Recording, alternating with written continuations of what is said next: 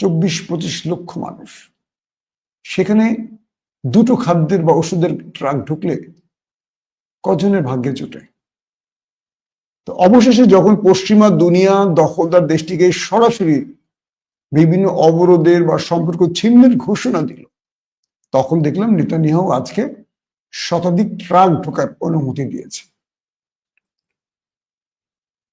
America এবং পশ্চিমা দুনিয়া ক্রমান্বয়ে নেতানিয়াহুর মুখোশের ভেতরে আসল রূপটা দেখতে শুরু করেছে। এতদিন তারা পশ্চিমা দুনিয়াকে বুঝিয়েছিল হামাস সন্ত্রাসী, তারা সন্ত্রাসী কর্মকাণ্ড করছে বলে তাদের উপর এগুলো করা হচ্ছে, কিন্তু পশ্চিমা দুনিয়া এখন বুঝতে পেরেছে নেতানিয়াহু তার অবৈধ ক্ষমতা টিকিয়ে রাখার জন্য এই নিরীহ জাতির উপর যুদ্ধ চাপিয়ে দিয়ে কেবল কেমোথেরাপি দিয়ে বাঁচার চেষ্টা করছেন।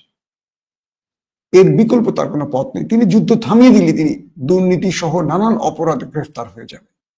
এবং আজকে নেতানিয়াহুর বিরোধী দলের অনেক ইসরায়েলের বিরোধী নেতারা স্পষ্ট করে বলেছেন যে নেতানিয়াহু একটি জাতিকে এভাবে শেষ করে দিয়ে পুরো পৃথিবী থেকে দেশটিকে আলাদা করে ফেলছে, মানে ইসরায়েলের কথা বলছে।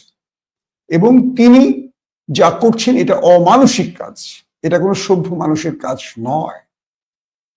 পাশাপাশি বলেছেন পৃথিবীর উচিত নেতানিয়াহুর পাশ থেকে সরে যাওয়া, নতুবা এর চেয়ে ভয়ঙ্কর কিছু তিনি করবেন, এটা এই দুই রাষ্ট্রের জন্য বা বিশ্বের জন্য ভালো নয়। এখন ব্রিটেন, ফ্রান্স, কানাডার